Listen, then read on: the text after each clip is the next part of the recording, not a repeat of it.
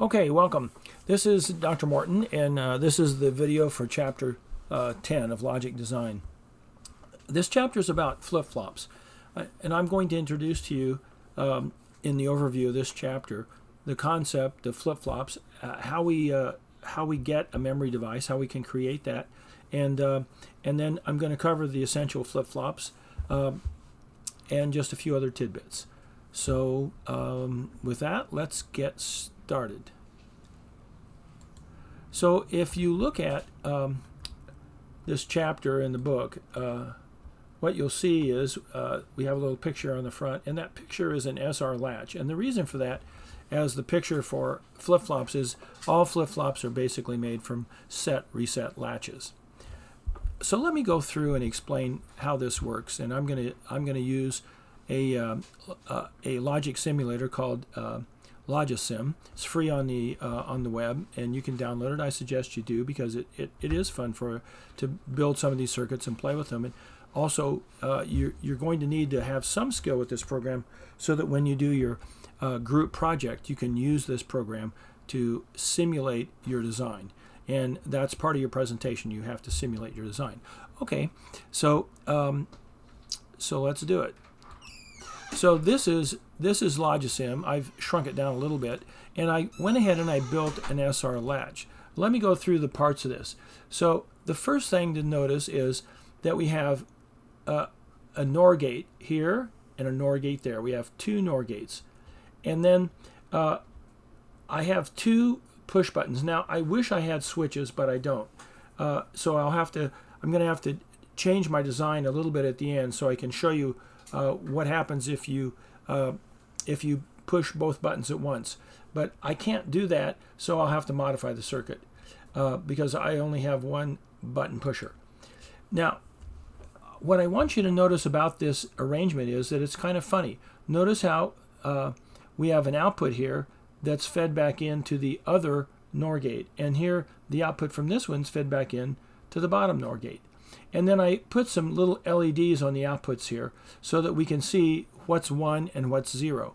And I labeled this one Q prime, and I labeled this one Q. And we often use Q and Q prime as the outputs for every flip-flop. It's just a standard notation. The outputs are always Q and Q naught or Q prime or inverted Q. A lot of times you'll see a bar over the Q. Sometimes you'll see a slash. Sometimes in this course we're always going to use the apostrophe simply to make it easier to type these things in. But all the other in data sheets, normally the notation is a bar over the top, and that means the inverse of Q. Okay, notice we've labeled this button S and this button R. S stands for set, R stands for reset, and we call this the set reset latch. Now, when you actually create this, the Q prime is on the NOR gate that the set input goes into, and the Q output is on the NOR gate that the R button goes into. But let me show how we change this, and you can see it in the book as well. So we have our normal two NOR gates. Let's see, we'll have to slide this down a little bit. And we have the other one here, and then we have the feedback, and the feedback here. Now these wires don't touch; they just cross, but they aren't connected. And then we have the set input, and we call this Q prime, and we have the reset input, and we call this Q. Both of these NOR gates have two inputs. One, which is when I didn't put a bubble on. Now, one other thing, when you look at a NOR gate, the way you should think about this is you should think about the NOR gate, the OR gate part of it first. So if you have, say, an input and you have a 1 and a 0, then the output's going to be a 1, but then you have effectively an inverter on this before you get the final output. And so the final output is 0. So I always talk about before the bubble, and instead of writing an inverter like this, we just write a bubble. So our NOR gate is written like this with a bubble. And sometimes we fill in the bubble. Doesn't matter whether it's filled in or not. So you have two inputs. Let's say you have two zeros. Well, now, before the bubble, we have a 0, but after the bubble, it's a 1. And the bubble is totally connected. So our NOR gate goes all the way into the bubble. It's not like it's a separate thing. It's part of the NOR gate.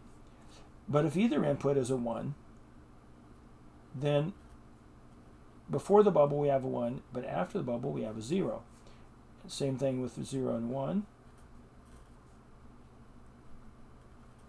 Before the bubble we have a 1, and after the bubble we have a 0. And finally, if both inputs are 1s, or if all the inputs are 1s, we still have a 1 before the bubble, but after the bubble we have a 0. Okay, so that's very important to keep in mind. When we draw this using a standard circuit diagram, we just draw a little box. We don't show the NOR gates.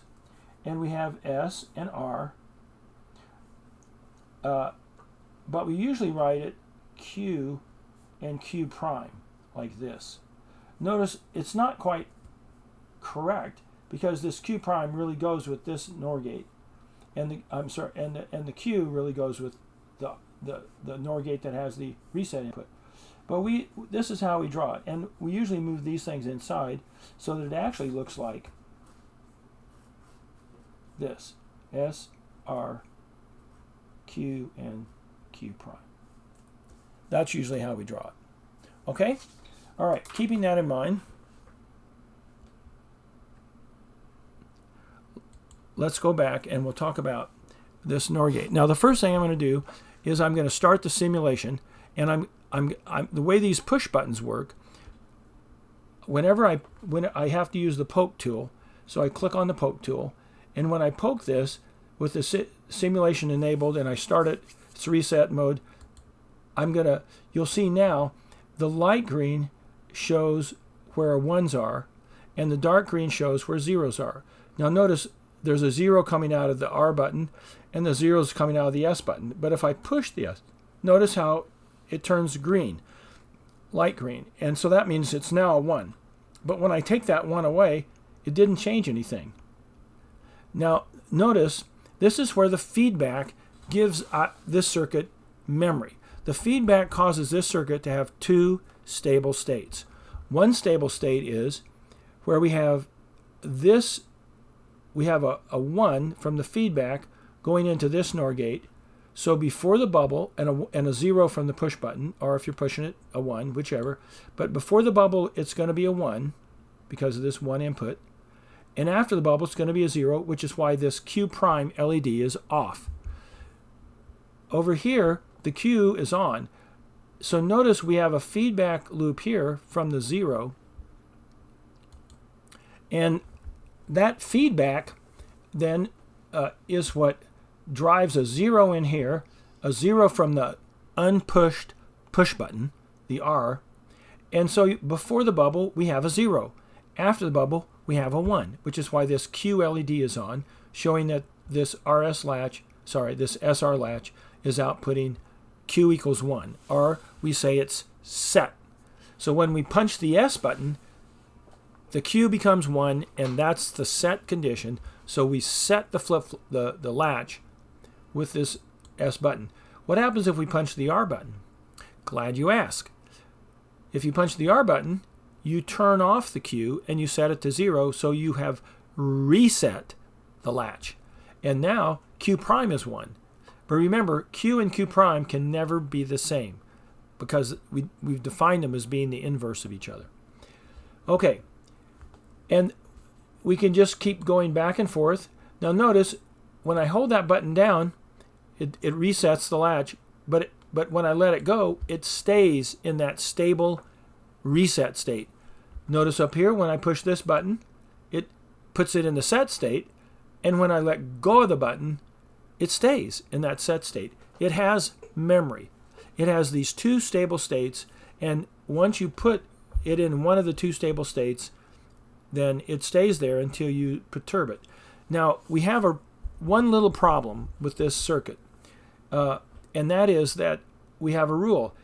The S and the R can never be 1 at the same time. Now, since I only have one poke tool, I can poke this or I can poke that. I can't poke them at the same time, which is a problem. So what I'm going to have to do is I'm going to have to modify the circuit slightly and connect the S and the R together. Now, I'll take away this button and connect it down here to the R. All right, so let me do that. Okay, now notice I've connected this circuit all back together I put the S input has been connected to the R. We just have one button. And I'm going to push that button with the probe puncher. And that's going to put a 1 into both. And notice what it says, oscillation apparent. Notice that both Q and Q prime are showing red, are 1. But we have all sorts of funky things going on. So we have a 1 going in here, which should be a 1 before the bubble and a 0 after, but it's showing a 1 after. We have a 1 going here, which should be a 1 before the bubble and a 0 after, but we have a 1 coming out after. And we show this input as 0 in both cases. So this is a problem. If you make both R and S inputs 1 at the same time, then when you let go, you trigger this unstable situation where it may oscillate between the two stable states very rapidly, or it may just settle to one of the stable states potentially, but this is going to create problems, and so we don't want to do this, and that's why it's forbidden. That's why it's a disallowed state or a forbidden state.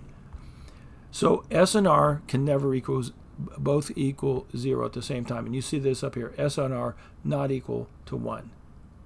So if S and R were equal to 1, they'd both be 1, and so that would be the wrong answer. Okay, let me fix this.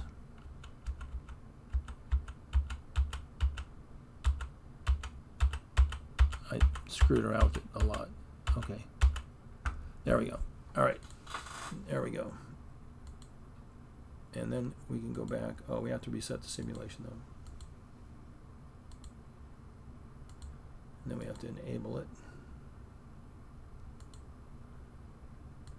Okay, so there we are, and now we're back to it. All right, so that's how the SR latch works. Now I took some time to cover this because it's super important.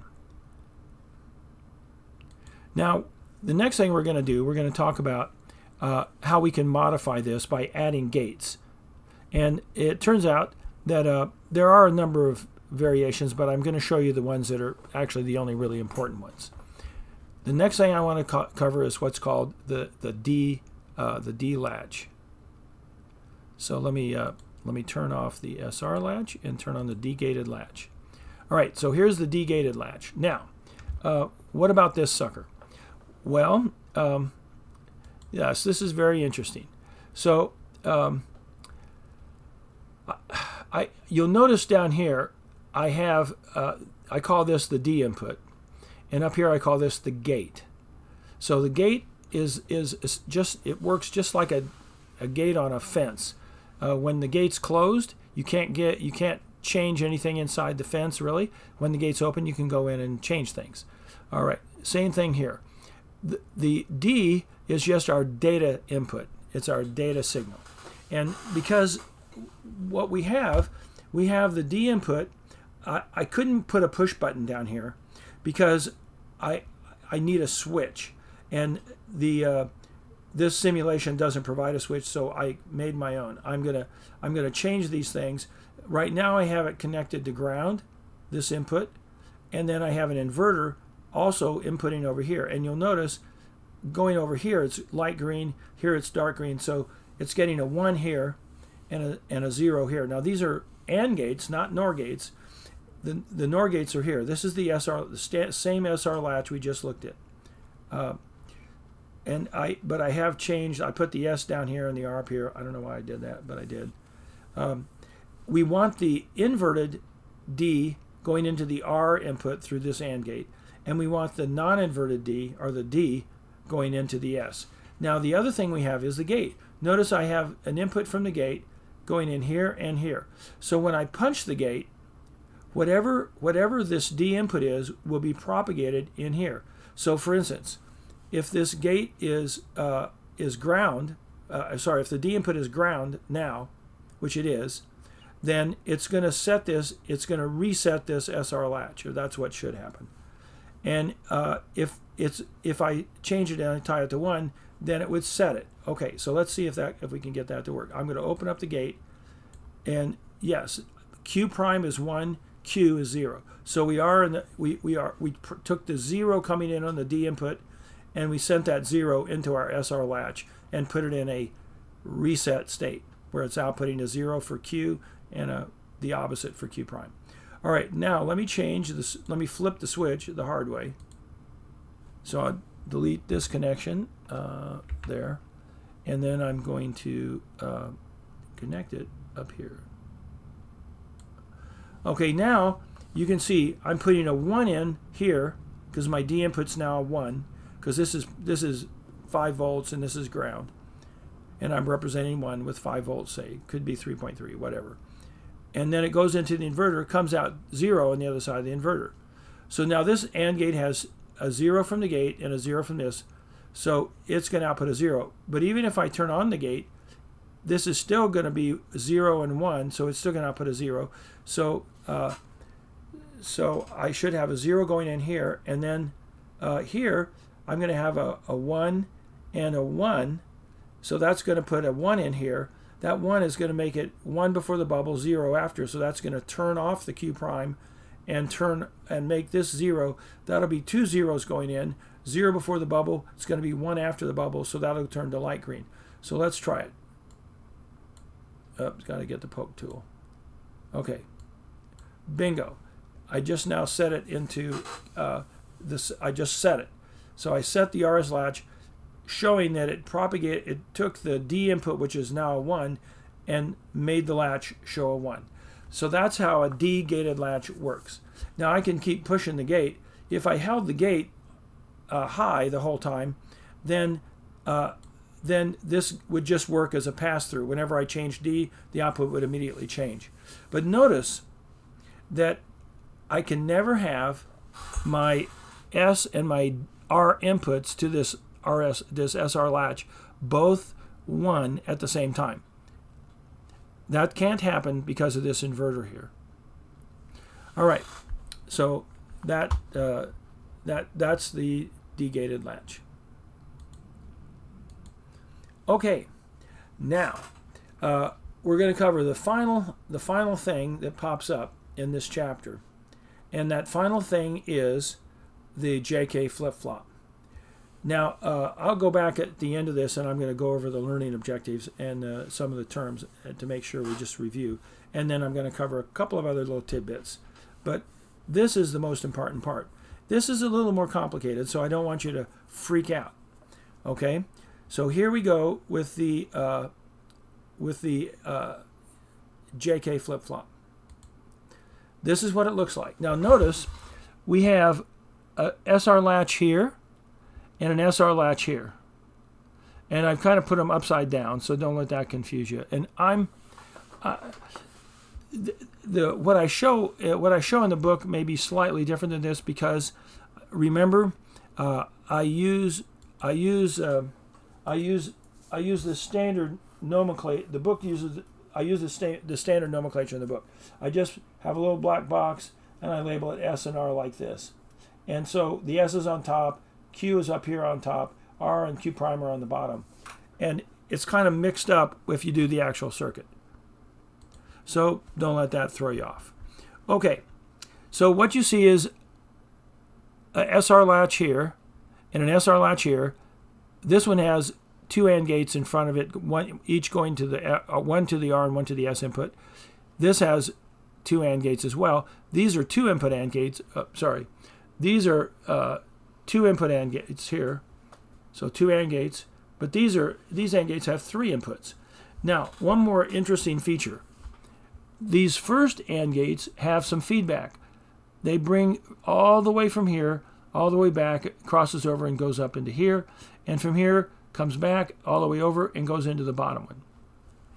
And what this does, this is the mechanism that prevents R and S ever being both 1 at the same time, because one of these outputs will always be low, and that means one of these AND gates will always be turned off. And if it's set, then it's going to turn off the AND gate going to the S input. And if it's reset, it's going to turn off the AND gate. If it's set, it's going to turn off the AND gate going into the R. I don't know. Anyway, it's a little confusing. I think I may have made a mistake on this, but in any event, you get the idea. The other feature that you haven't seen yet is this clock. This is a clock, and when we run the simulation, we're going to run this clock at about 2 seconds per full clock cycle, and it's a square wave clock. So the clock connects directly to these two AND gates, and then through an inverter to these two AND gates. The other inputs to these two AND gates are the outputs from the SR latch. From the SR latch. And then these outputs from this SR latch drive these two LEDs, and I did put LEDs on this too. All right, so let me see if we can get this working. So we're going to reset the simulation, and it's enabled. And so what I'm going to do is I'm going to start the I think the tick frequency. It's so it's half a hertz. No, let's see. Yeah, it's 0.5 hertz, which means it's going to be 1 full second, or actually 2 seconds per tick. Okay, and to do that, I have to punch this thing. Let's see, is that it? No, I have to punch this thing, and I have to hit this start. So now you can see, you should be able to see.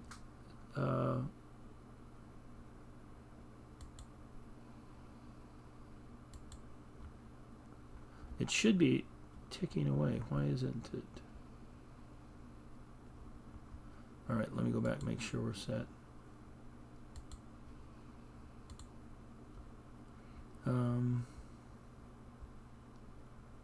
Tick enabled. Yeah, I had to enable it. And then, yeah, we got this. And yeah, okay, now it's working.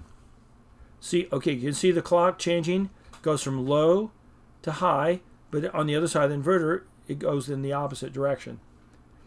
And so when this is light green, these inputs are okay.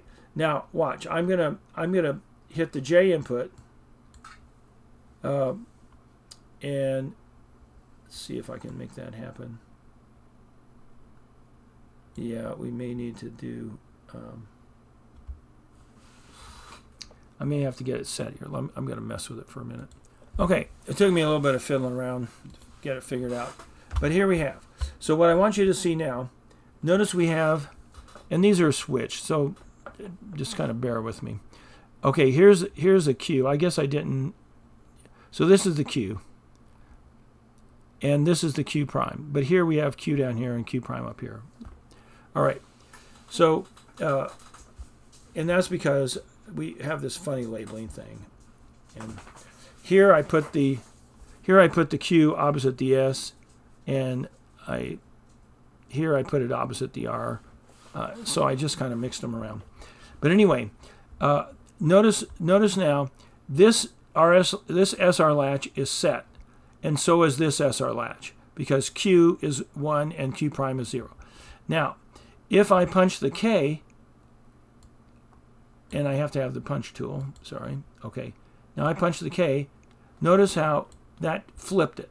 Now this is Q prime, and then on the next half clock cycle it's Q. Let's see. So I think I can slow this down even more. Let's go down to I think 4 seconds a tick. So 2, 3, 4, yeah, 1, 2, 3, 4, yeah, okay. So now, while this is green, I can change this flip-flop up here and set this. But when it switches, it propagates through. So notice, when this is green,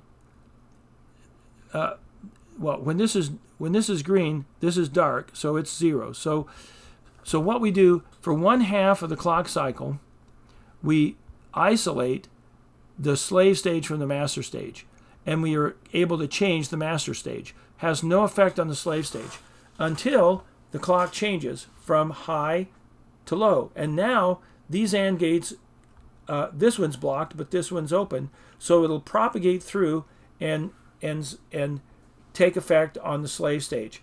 And what this does, this gives us a fair amount of protection so that we don't, so we're not changing the inputs to the master stage and then causing a problem with a meta state in the slave stage because because the clock flipped before we were done or something. So again, master slave JK flip flop, where we set up the master, and then on the transition, in this case from high to low, we propagate what we've set in this SR latch into this slave SR latch. And then this is basically then when this is enabled and these settings here come through, the inputs here are disabled because the clock is low here and these AND gates are outputting zeros, so this is in a hold mode. And this makes this a very stable two-state device with an edge triggered clock. And a lot of what we do here is to get this edge effect. So we know exactly when this the information in the master stage will propagate to the slave stage. And that's, in this case, on the falling edge of the clock. When the clock goes from high here to high here because of this inverter. Now, you could put the inverter here and just have it go straight through here. And in that case, you'd have a rising edge JK flip-flop. All right. Now, I'm going to... Okay, so I'm just going to go back to the book and go through some things here. And I want you to kind of follow along. Okay, so again, the learning objectives. So I want you to understand how a set reset latch can have two stable states by using feedback. We've been over that. I want you to be able to explain how an edge-triggered JK flip-flop can be made from two SR latches, and we just showed that. I want you to be able to describe two primary uses for flip-flops. I haven't talked about that too much. I'm going to mention that here in a minute. I want you to be able to list the primary differences between JK, T, and D. Well, I've talked about the JK, and I talked about the D-gated latch and the set reset latch, the SR latch, but I haven't talked about T and Ds. So I will do that. And then explain the difference between a latch and a flip-flop. Well, that's easy. Latches essentially don't have clocks, whereas flip-flops always have a clock. And most flip-flops are edge-triggered clocks. Some are level clocks. And the difference is that if it's a level clock, then there's not a master-slave stage. It's just like the D-gated latch.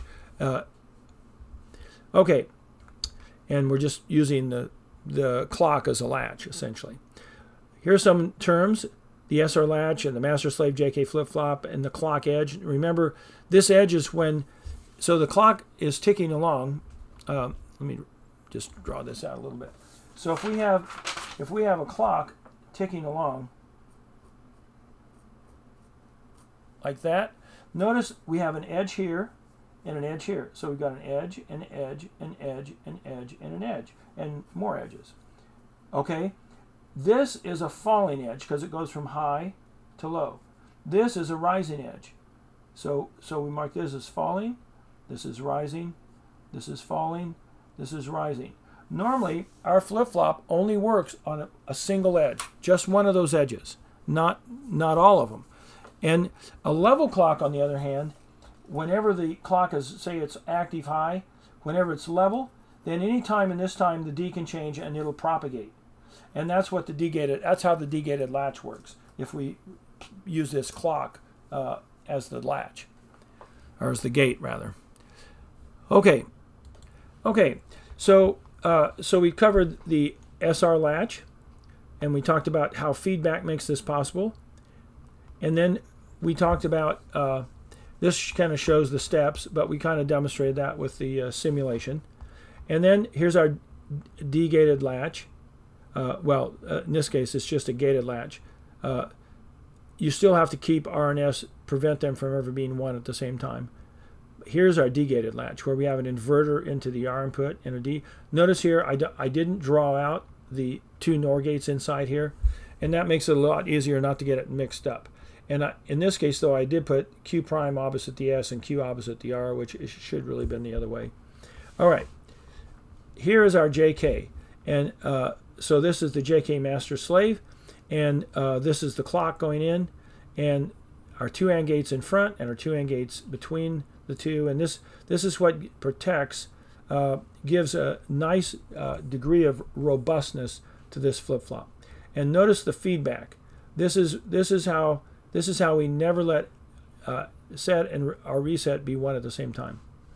Okay, so if we look at a JK flip-flop, there are a lot of different ways we can describe how it works, but one of the simplest is to list the four possibilities for J and K, and the effect on Q and Q prime. We often talk about Q and Q plus, where Q is the present state of the output, and Q plus is what's going to happen after the next clock edge, whichever edge of the clock happens to be active, whether it's a falling edge or a rising edge. Now, if both J and K are 0, the flip-flop will hold its current value. And as the clock ticks along and the active edges come, nothing will change. If J is 0 and K is 1, then the flip-flop will always be with in a reset mode, Q equals 0, when the clock hits. And it'll stay that way until you change those inputs. If J is 1 and K is 0, then it'll set the flip-flop. It'll make Q equal 1 instead of 0. And it'll stay that way as clock edges come and go until you change these inputs. Now, if both inputs are set at 1, every active edge of the clock is going to cause the flip-flop to change states. So if it's currently Q equals 0, or as we say reset, it's going to set. If it's currently set, it's going to reset. So if you don't do anything and you just make J and K both 1, the flip-flop will flip back and forth between set, reset, set, reset, set, reset, as long as both J and K are 1. All right. So that's how it works, and this we give you some diagrams to kind of help you kind of think your way through that. But we did that in the simulation. Now, if we list these four possible effects, hold, reset, set, and toggle, it turns out the T flip-flop describes the toggling effect. It's either holding or toggling. And the D flip-flop either describes reset or set based on whether D is 0, which will cause it to reset, or 1, which causes it to set. And here's how we make a D and a T. For the D, we put an inverter. The inverter goes into K, and somehow we messed this up. The inverter goes into K, and we go straight into J, because obviously J has to be 1 and K has to be 0 to put it in the set mode. If D is 0, then we want K as a 1 and J as a 0. So I need to fix this image. And here's the T. The T is easy. We just connect these two together. So the J and K will both be 0 or they'll both be 1. Remember, if they're both 0, this just holds. Q doesn't change with the next clock. And if they're both 1, it toggles. So whatever it currently is, it'll flip. All right. Now, I did want to say one more thing. I want to talk a little bit about alternate inputs and also clock gating. Notice that this flip-flop is a D flip-flop. I labeled it JK, but I put a D here. I should have said a D flip-flop because it's a JK that's turned into a D with internal wiring. And here's our clock input. When we show the clock, we can have a bubble on the input and we can have this caret. The caret means that it's an edge clock, and the bubble means it's a falling edge clock. But notice we also have these other labels. That stands for clear and that stands for set. And they can be active high or active low. In the case of if it has a bubble on it, it's active low. If it doesn't have a bubble, it's active high. And you can have the clear can be active low or high, the set can be active low or high. I just mixed them here so you could see both. And generally, if both the clear and the set are active, then it should go to the clear condition. It should take priority. So all our flip-flops, some of them won't have clears and sets, some will have sets, some will have clears, and a few will have both. Mostly mostly these days you'll probably just have one or the other, but you could have both. Here is illustrated how we are able to turn the clock on and off to a flip-flop. Now, if you might be tempted to think the easiest way to do this would just be to put an AND gate in the clock line and have a clock enable going into that AND gate. If the clock enable were 0, then then the AND gate would always put in a output of 0 and the clock would be blocked. But we don't want to do that, because if you put an AND gate in the clock line, then you've added a propagation delay to this flip-flop, but not necessarily to flip-flops you didn't put a clock enable. So we try to never put any gates in the clock line. So all the clock lines are clean, and they're all and we also try and route them in such a way that they're all about the same length, so that the signals get to all the flip-flops that are going to change on the clock edge at the same exact time, as best we can do that. Now, so how can we get this flip-flop to ignore the clock? Well, what we do instead, we put a multiplexer on the D input, and we move the actual D input out here, and we route the output of Q back into the multiplexer, and we then use the single select line for this 2-to-1 multiplexer as our clock enable. And that single select line then, if it selects the D input, then this behaves just normally like a D flip-flop. If we select the Q as the input, then whatever current state it's in, as each clock edge arrives, it'll just stay in that current state, because effectively D will be whatever Q is. So the clock enable selects between D and the present state of the flip-flop, and that effectively turns off the clock without ever putting any delay gate in the actual clock line itself. Okay, I think with that I'm going to quit. So that'll be the end of this recording, and we'll cover all the rest of the details with the in-class lectures.